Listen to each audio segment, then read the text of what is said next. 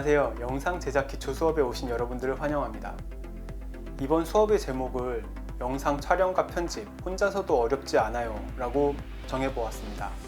제가 이렇게 한 이유는 아직 이제 영상을 많이 만들고 하는 시대가 된 지 꽤 오래되었지만 아직도 여전히 이제 영상에 대해서 막연히 어려워하고 뭔가를 찍고 편집하고 이런 것들에 대해서 좀 높은 문턱이라고 생각하시는 분들을 위해서 그런 게 아니라 누구나 만들 수 있다, 이런 것들을 좀 강조드리고 싶어서 아주 기초 단계부터 수업을 하려고 이렇게 제목을 정해 보았는데요.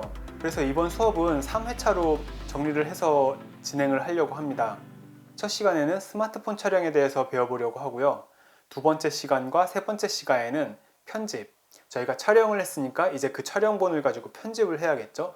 그래서 편집을 하려고 하는데, 편집 시간에도 다시 설명을 드리겠지만 편집을 할 수 있는 방법도 여러 가지가 있잖아요. 스마트폰으로 촬영을 해서 스마트폰에 있는 편집 앱을 가지고 편집을 하는 방법도 있고요. 아니면 컴퓨터를 가지고 편집을 하고 싶어 하시는 분들도 계실 거예요. 이번 시간에는 컴퓨터를 사용해서 편집을 해보려고 하는데요. 특히 또 컴퓨터로 편집을 할 때 여러 가지 프로그램들이 있잖아요. 저희 이번 수업에서는 다빈치 리졸브라는 프로그램을 가지고 편집을 배워보려고 합니다. 제가 이 다빈치로 편집을 하는 것을 알려드리려는 이유는, 가장 큰 이유는 무료입니다. 무료. 물론 유료 버전도 있지만 무료 버전을 다운로드 받았을 때 저희가 사용하려고 하는 웬만한 기능들은 다 무료 버전에서도 가능하기 때문에 다빈치 리졸브 프로그램을 사용을 해보려고 하고요. 스마트폰에 참 괜찮은 카메라가 달려 있는데 그 스마트폰을 가지고 전화만 사용한다, 좀 아깝지 않을까요? 화질도 꽤 좋고 심지어 마이크도 꽤 좋아졌거든요. 그래서 사진을 많이 찍으시는 분들도 계시지만 그 사진 말고도 동영상을 찍어서 좀 보관을 한다면은 보관해서 끝나는 것이 아니라 스마트폰으로 찍은 촬영본들을 가지고 편집을 할 수 있다면, 좀 더 압축해서 원하는 부분만 보관을 하고 싶다던가, 이렇게 생각을 했을 때 편집이라는 게 어렵게 생각을 하시면 안 됩니다. 방금 말씀드린 것처럼 내가 촬영을 많이 했는데 그 촬영을 만약에 1시간짜리 촬영을 했으면 용량을 많이 차지하겠죠. 하지만 만약에 그 1시간짜리 촬영한 것 중에서 필요한 부분들만 뽑아서 보관을 한다면 조금 더 용량을 효율적으로 관리를 할 수 있겠죠. 이런 것처럼 처음 편집의 시작은 너무 어렵게 생각하지 마시고 내가 찍었던 촬영본들 중에서 필요한 것들만 계속 보관한다, 필요 없는 것들을 잘라낸다, 이런 개념으로 접근을 하시면은 편집을 하실 때 좀 더 수월하게 편집을 할 수 있을 것 같습니다. 네, 이제 스마트폰 촬영을 배우기에 앞서서 이 수업이 영상 제작이잖아요. 그러면은 영상이라는 것은 과연 무엇일까요? 너무 깊게 들어가지 말고 아주 깊이 들어가면 사실 저도 잘 모릅니다. 하지만 우리가 영상이 뭔지, 그런 촬영의 기초에 대해서 배우고 나면은 스마트폰에 대한 촬영을 할 때도 좀 더 쉽게 접근을 할 수 있겠죠. 이러한 부분들은 요즘 영상의 시대에 좀 일반적인 상식선으로라도 좀 짚고 넘어가야 될 것 같아가지고 먼저 영상에 대한 부분과 일반적인 촬영의 기초에 대해서 한번 알아보겠습니다. 영상의 정의만 먼저 말씀드린다면은 영사막이나 브라운관, 모니터 따위에 비추어진 상을 영상이라고 말합니다. 자, 이렇게 두 가지 종류의 TV를 보실 수 있는데요. 혹시 직접 실물을 보신 적이 있으신가요? 바로 브라운관 TV라고 부르는 건데요. 화면이 유리로 되어 있죠. 예, 그리고 브라운관 뒤쪽에 전자총에서 색정보를 쏴서 브라운관에 맺히게 하는 원리입니다. 오른쪽이 저희가 지금 보는 이제 현대화된 LCD 모니터죠. LCD보다도 더 발전된 기술들도 많이 있는데, 일단 이런 TV들은 장점이 굉장히 얇게 만들 수 있는 거죠. 네, 화질도 그리고 되게 좋습니다. 이런 TV들을 볼 때 저희가 화질이 좋다, 나쁘다, 화질이 좋고 나쁜 것을 여러분들은 느끼실 수 있잖아요. 뭘로 느끼실 수 있죠?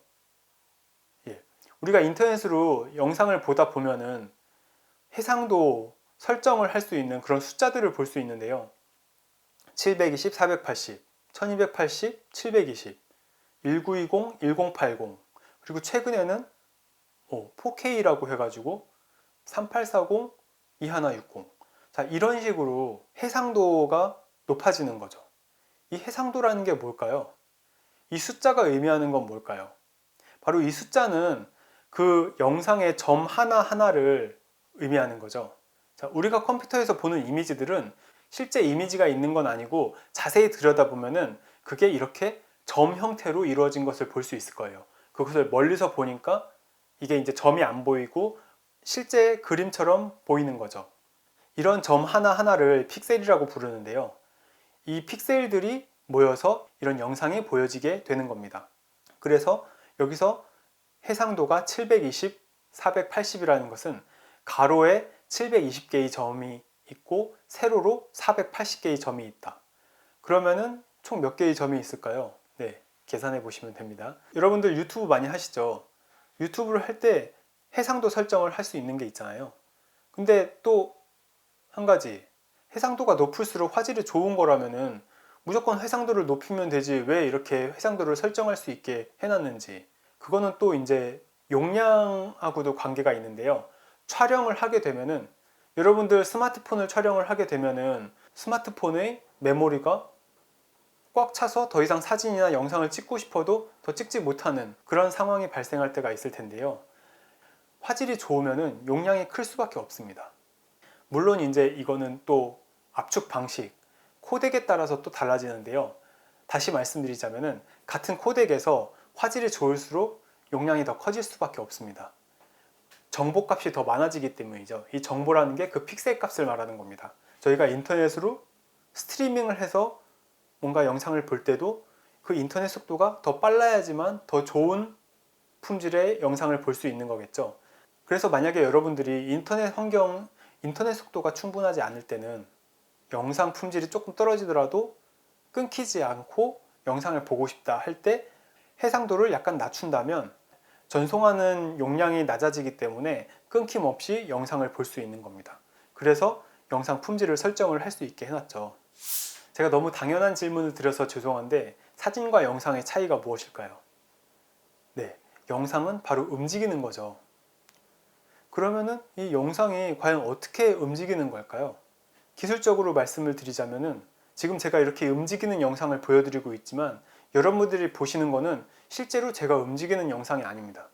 이게 무슨 말이냐면은 사실 우리가 보는 영상이라는 것은 실제 움직임이 아니라 한 장 한 장의 사진들이 연속적으로 지나가서 그 사진 속의 물체가 움직인다고 저희가 생각을 하게 만드는 거죠. 자, 예를 들어서 제가 이렇게 한 장, 이렇게 한 장, 이렇게 한 장, 이 세 장이 연속적으로 가게 되면은 이게 움직이는 것처럼 보여지는 거죠. 자, 그래서 이렇게 한 장을 봤을 때 프레임이라고 하는데요. 프레임이라는 것은 영상에서 한 장 한 장의 사진을 말합니다. 이 사진 한 장 한 장들이 연속적으로 빨리 움직일 때 그게 실제로 움직이는 것처럼 보이는 거죠. 그렇다면 지금 이렇게 제가 끊김없이 움직이는 것은 1초에 엄청 많이 사진들이 지나가서 끊김없이 보이는 거겠죠. 1초에 몇 장 정도가 순식간에 지나가면 사람이 끊김없이 보일까요? 자, 일반적으로 영화에서는 1초에 24프레임, 그러니까 24장이죠.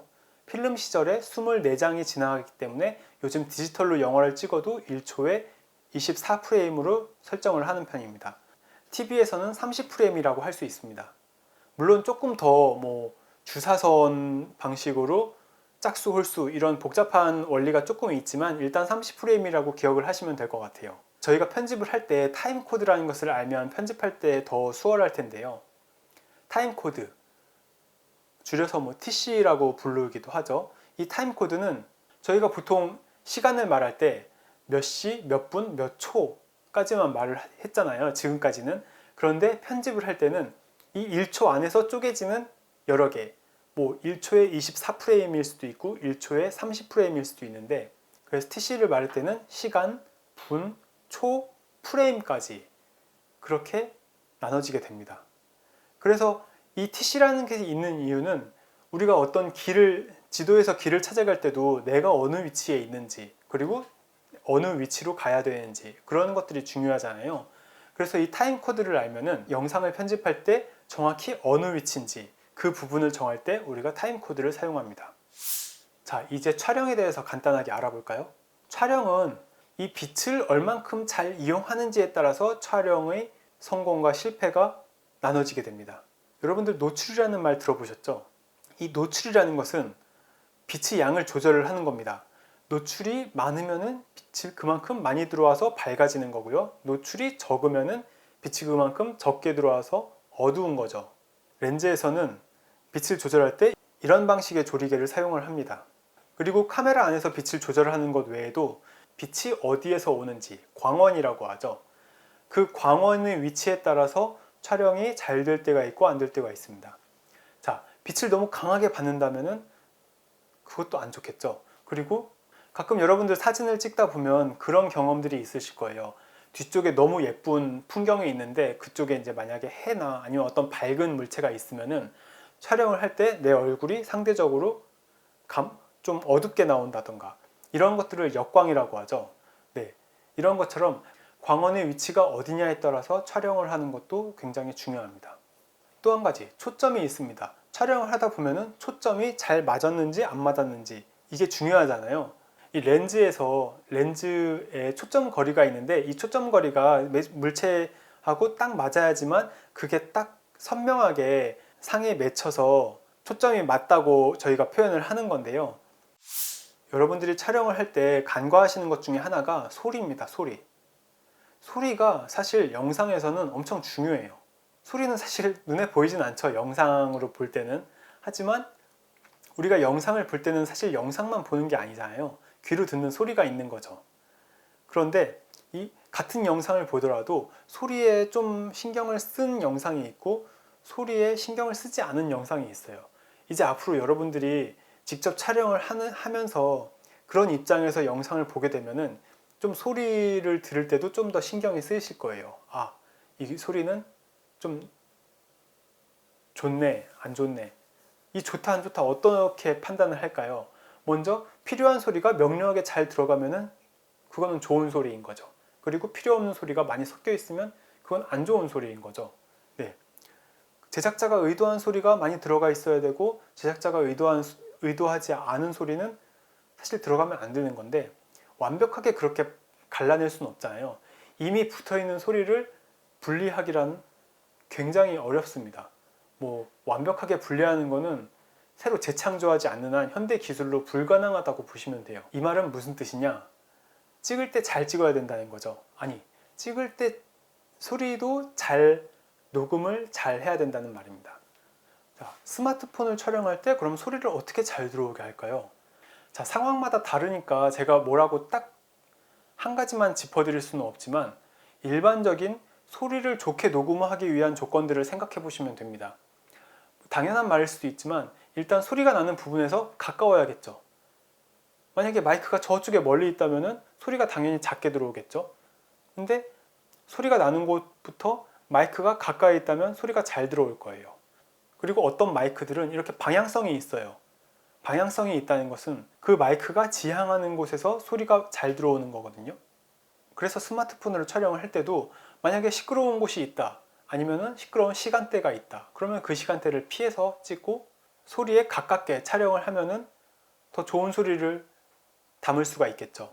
자, 그리고 저는 지금 이렇게 무선 마이크를 착용을 하고 있잖아요. 이 마이크는 이렇게 소리가 여기로 들어갑니다. 말하는 곳과 가깝게 들어가 있는 거죠. 카메라가 멀더라도 이렇게 마이크가 가까우면 좋은 소리가 들어가겠죠. 만약에 지금 제가 이렇게 카메라 마이크만, 자, 카메라 마이크에 있는 소리를 듣게 된다면 조금 더 감이 다르죠. 좀 다른 외부 소음들이 많이 들어가게 될 거예요. 네, 이렇게 외부 소음들. 그래서 스마트폰으로 촬영을 할 때도 이렇게 마이크를 사용을 할 수가 있습니다. 지금 이렇게 카메라용 마이크들은 좀 가격대가 많이 나가지만 스마트폰에서 사용하는 일반적인 핀 마이크들은 사실 가격이 그렇게 비싸지 않아요. 말소리가 많이 들어가는 그런 영상들을 찍고 싶다 이러한 분들은 하나 장만을 하시면은 소리를 굉장히 명료하게 담을 수 있어서 같은 영상을 보더라도 보는 사람들이 아, 좀 신경 좀 썼네 이렇게 느낄 수 있게 영상을 만들 수 있습니다. 그리고 촬영을 할 때 제가 이제 전체적인 아주 잘 하는 촬영에 대해서 다 설명을 드리진 못해요. 너무 많은 상황이랑 경우가 있으니까. 하지만 기본적인, 기초적인 지켜야 될 것들, 이런 것들에 대해서 저는 좀 말씀을 드리려고 합니다. 자, 스마트폰을 촬영을 할 때도 영상이 막 이렇게 많이 흔들리거나 이걸 찍고 막 아무거나 찍고 저것도 찍어보고 이렇게 하는 것은 사실 나중에 편집을 하려고 그러면은 편집을 할 수 있는 게 아무것도 없어요. 한번 찍을 때 길게라는 것은 뭐 한 번 찍을 때 어떤 장면을 찍고 싶다 그러면 그 부분을 최소 10초, 한 30초 정도 그냥 찍어주세요. 풍경을 찍더라도 그 풍경에 좀 움직이는 게 있어야 되잖아요. 그것들 만약에 막 예쁘다 하고 3초, 4초만 찍는다면은 나중에 편집을 하실 때 다른 컷들이랑 붙여서 편집을 하기가 힘드실 거예요. 너무 짧아서 이때 조금 더 찍을 걸 나중에 늦게 와서 후회를 하면은 뭐 이미 지나간 거잖아요. 그래서 찍을 때 좀 길게 움직이지 말고 움직이시고 싶으시면 부드럽게 살짝 너무 이렇게 강렬하게 무슨 이렇게 찍으면은 나중에 편집할 때 좀 멀미나실 수도 있어요. 제가 그랬었거든요. 그래서 좀 진득하게 촬영을 할 때는 좀 천천히 필요할 경우에만 움직이는 걸로 그렇게 촬영을 해주시면은 나중에 편집할 때 좀 더 선택의 폭이 늘어날 거고요. 촬영을 할 때 그러면 촬영을 어떻게 하는 게 좋은가? 일반적으로 16대 9의 화면에서 화면을 가로 세로를 3등분을 해서 중요한 것들을 이렇게 교차하는 곳에 배치를 해 두시면은 좀 더 예쁜 화면을 만들 수 있습니다. 이렇게 어떤 풍경을 찍을 때 완전히 가운데 있는 것보다는 아마 여러분들이 다른 예쁜 사진들을 볼 때도 이 구도라는 게 너무 한가운데 막 이렇게 있지 않고 한쪽으로 약간 해서 조금 더 보기에 편안하게 이렇게 돼 있을 거예요. 한가운데 있으면 그걸 이렇게 화면을 너무 분할하는 느낌으로 이런 느낌을 주기 때문에 약간 한쪽에 있고 한쪽에는 좀 여백을 두는 나중에 만약에 편집을 할 때면 그쪽에다가 자막을 넣을 수도 있는 거고 그런 식으로 활용도 할 수 있겠죠. 그래서 이렇게 3등분을 해서 위아래도 3등분을 하고 이런 식으로 배치를 하면은 좋은 구도가 될 수 있겠죠. 사람을 찍을 때도 어떤 사람이 그 방향을 가리키는 곳에 약간 더 여백을 줘서 찍는 게 더 좋습니다. 그것을 뭐 노우주름이나 아니면 리드룸이라고 말하는데요. 노우주름은 그 말 그대로 코, 가만히 있을 때 어떤 그 화면 상으로 공간을 조금 더 줘가지고 화면을 좀 더 안정감 있게 하는 거죠. 그리고 리드룸이라는 것은 그 움직이고 있을 때 그쪽으로 가고 있는 방향에 공간을 조금 더 줘서 화면에 안정감을 주는 겁니다. 그리고 헤드룸이라는 것은 이렇게 머리에 그 뉴스 볼 때 앵커들 머리가 딱 붙거나 뭐 이렇게 되지 않고 조금 더 공간이 있잖아요. 이런 것들이 이제 헤드룸을 준 건데 이런 사람을 찍을 때는 노우주름이나 리드룸, 헤드룸 이런 것들을 고려를 해주시면은 조금 더 안정감 있게 찍으실 수 있습니다. 사물을 찍을 때도 자동차를 찍을 때도 저희가 너무 정면만 찍으면 그 자동차의 디자인을 잘 알 수가 없잖아요. 약간 측면에서 찍어야지 그 자동차의 전체적인 어떤 라인이라든지 그런 것들이 더 잘 보이잖아요. 그런 걸 생각하시면 쉬우실 것 같아요. 자, 또 한 가지 앵글이라는 게 있습니다. 여기서 말하는 앵글은 카메라의 어떤 높이를 말하는 거죠. 카메라가 좀 높은 곳에서 아래쪽으로 찍는다든가 아니면 카메라가 좀 낮은 곳에서 높은 쪽을 찍는다든가 아니면 눈높이로 아이레벨로 찍는다든가 이런 뭐 크게 보면 이렇게 세 가지가 있겠죠. 이렇게 찍을 때마다 어떤 느낌이 어떤 그런 효과가 주는 느낌이 다 조금씩 달라요. 일반적으로는 밑에서 위로 찍으면 조금 더 이렇게 약간 위대해 보이죠. 막 빰빰빰 막 이러고 위에서 내려다보게 찍을 때는 좀 사람을 찍을 때는 약간 더 좀 위축돼 보이게 찍을 수 있겠죠. 물론 어떤 풍경이나 그런 건 당연히 위에서 내려다 보이는 그런 것들이 있을 수 있지만 그리고 일반적인 인터뷰를 한다. 저희가 아까도 뉴스 말씀드렸지만 보통 뉴스에서는 눈높이에 맞춰서 지금도 제가 눈높이에 맞춰서 이렇게 찍고 있죠. 그리고 촬영을 할 때에는 이거 일반적인 그냥 용어들인데 가장 많이 쓰는 샷들은 바스트샷. 이렇게 가슴부터 헤드룸까지 나오는 거. 그리고 허리까지 나오는 웨이스트샷. 아니면은 무릎까지 나오는 니샷. 전신샷. 얼굴을 좀 더 크게 찍을 때는 클로즈업, 익스트림 클로즈업. 자, 그 외에도 일반적인 카메라로 촬영을 할 때는 뭐 카메라 웍이라고 해가지고 패닝을 한다든가 위아래로 틸팅을 한다든가 뭐 그런 카메라 웍들이 있고요. 그리고 뭐 걸어다니면서 촬영을 하는 뭐 이런 것들이 있는데, 저희가 이제 스마트폰 촬영에 대해서 배워보기로 했으니까 스마트폰에 특화된 촬영에 대해서 알아보도록 하겠습니다. 이 스마트폰으로 촬영하는 것은 어떨까요? 네, 일단 가지고 계신 스마트폰을 한번 꺼내 보시죠. 제 폰은 안드로이드 폰이라서 안드로이드 폰 기준으로 설명을 드리도록 하겠습니다. 네, 카메라 앱을 켜서 들어가면은 사진하고 동영상, 스마트폰에, 요즘 스마트폰은 여러 가지 아기자기한 기능들이 많이 들어있는데요. 저희는 이제 그런 것들은 차차 사용을 해보기로 하고, 크게 사진과 동영상 기능, 이렇게 두 가지 기능이 있잖아요. 일단 사진에서 동영상 기능으로 한번 가볼게요. 네, 모델마다 조금씩 차이는 있지만 설정 부분을 들어가면은 이 해상도를 설정할 수 있는 부분이 나옵니다. 저희가 무난하게 촬영을 하려면은 HD 30프레임 정도로 촬영을 해주시면 좋습니다. 왜 그러냐면은 UHD로 찍게 되면은 용량이 너무 커져요. 그리고 편집을 할 때도 용량이 크면은 편집을 할 때도 좀 힘들게 되죠. 풀 HD 30p로 설정을 해보겠습니다. 설정을 들어가면은 수직 수평 안내선을 체크할 수 있는 부분이 있습니다. 이 수직 수평 안내선을 체크하면은 아까 제가 설명드렸던 3등분 선이 화면에, 가상의 선이 화면에 나오기 때문에 촬영을 할 때 조금 더 구도를 잡을 때 수월하게 할 수 있습니다. 자, 그리고 보시면은 여기 어떤 폰들은 렌즈가 여러 개가 달린 게 있어요. 이게 화각에 따라서 렌즈가 종류가 달라지는 건데요. 화각이라는 거는 말 그대로 그 화면의 각도를 말하는 겁니다.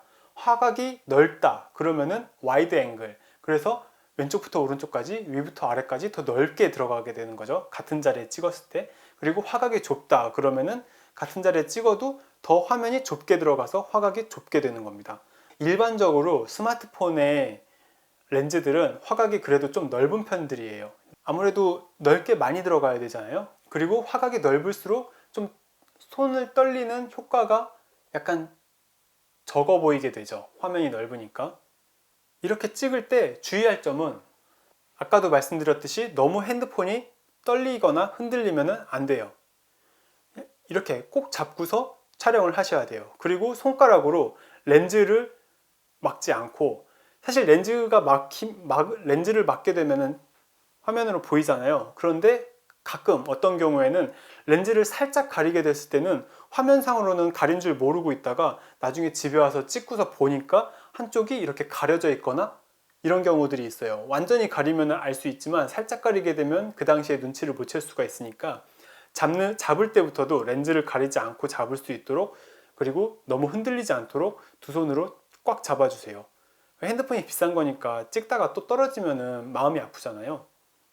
그리고 한 장면들 찍을 때는 원하는 장면들을 길게 고정을 한 상태에서 한 번을 눌러서 촬영을 시작을 하고 조금 길게 찍어줍니다. 만약에 꽃이나 동물을 찍을 때 너무 짧게 찍으면 편집할 때 쓸 게 없잖아요.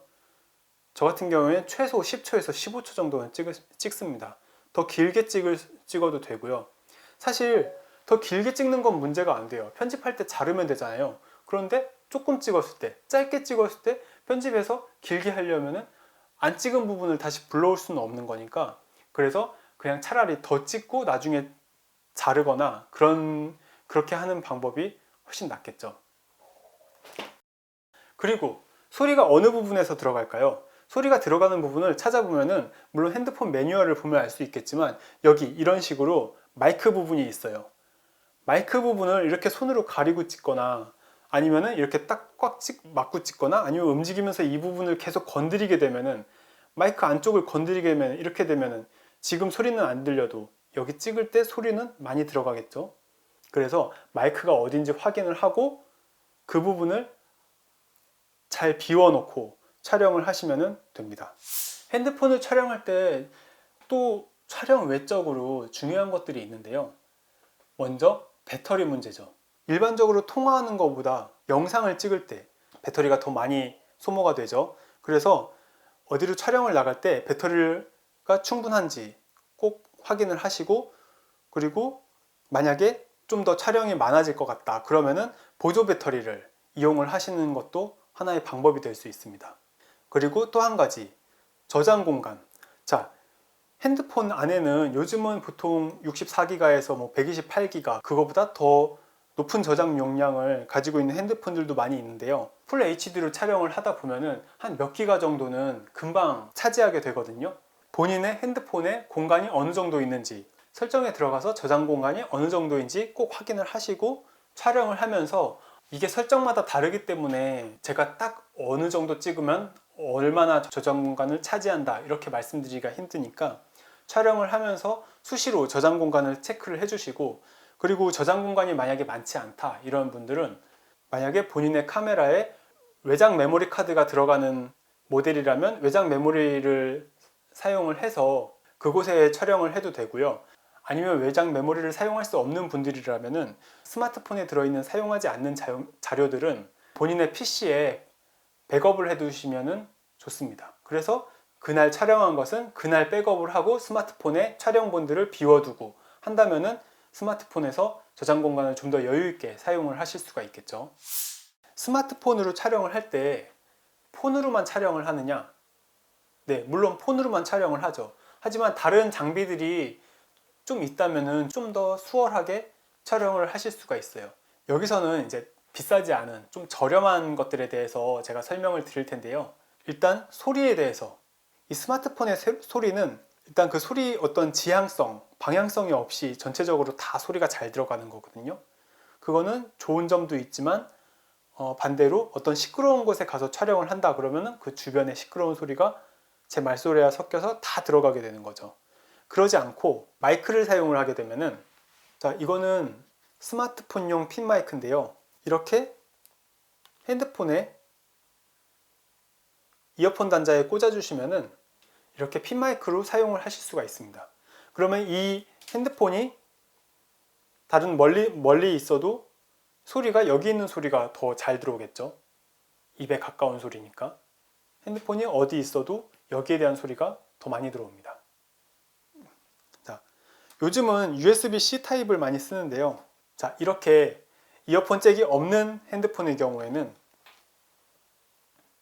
이런 변환 단자를 이용을 해서 마이크로 사용하실 수가 있습니다. 맨날 스마트폰을 항상 촬영할 때 들고 찍느냐? 그럴 수가 없죠.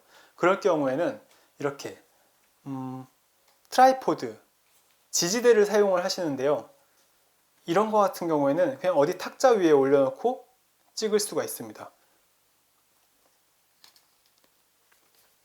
촬영을 하는 거죠. 인터뷰 촬영을 하거나 어떤 고정된 샷을 찍을 때 좀 더 유용하게 사용을 하실 수가 있을 거고요. 그리고 걸어가면서 찍으실 때, 자, 이런 셀카봉이 있는데요. 제가 특정 상품을 추천드릴 수는 없고, 좀 이게 가벼운지 그리고 튼튼한지 이런 것들을 알아보시고 잘 구입을 하시면은 유용하게 사용을 하실 수가 있어요. 자기 자신을 찍을 때도 이런 식으로 이렇게 촬영을 하실 수도, 많이 보셨죠? 이렇게 여행지 같은 데 가면 이렇게 해서 찍는 사람들이 많이 있죠. 이렇게 해서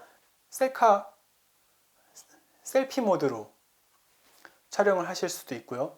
그리고 풍경을 찍을 때도 사실 그냥 손으로 들고 찍는 것보다는 이런 식으로 좀 촬영을 하게 되면 조금 더 완충 효과가 있어가지고 뭔가 그 스마트폰을 직접 들고 찍는 어떤 그 가벼운 움직임보다는 조금 더 부드러운 움직임이 가능합니다. 제가 사용해 보니까 이게 어떤 특별한 떨림 방지 기능이 없더라도 이렇게 직접 잡고서 촬영을 하는 것보다는 조금 더 움직임이 약간 부드럽더라고요. 그래서 촬영을 할 때도 좀 이렇게 촬영을 하시면은 더 좋지 않을까? 이건 뭐 제 경험에 의한 약간의 팁이었습니다. 그리고 고정을 할 때도 이런 식으로 고정을 해서 촬영을 하실 수도 있는 거죠. 네. 자, 사실 코로나로 인해서 좀 이렇게 동영상으로만 강의를 하니까 피드백도 제가 받지 못하고 너무 일방적으로 떠드는 것 같아서 좀 안타까운데요. 이렇게 영상 수업으로 영상 제작을 하는 것을 알려드리는 게 너무 한계가 있는데, 처음부터 첫 술에 배부르진 않겠지만 일단 촬영을 많이 해보시고 그 촬영본들을 직접 보신다면은 나중에 점점 좀 그래도 각자의 노하우가 생기지 않을까 그런 생각이 듭니다. 다음 시간에는 편집 수업을 해볼 텐데 저희가 편집을 하려면은 소스, 촬영본이 있어야 되잖아요. 그래서 다음 시간 전까지 스마트폰으로 좀 촬영들을 해보셨으면 좋겠어요. 그래서 뭐 풍경을 찍으셔도 좋고, 그리고 사진도 좀 찍어주시고, 그렇게 사진과 동영상 소스들을 가지고 다음 시간에 다시 만났으면 좋겠습니다. 네, 감사합니다.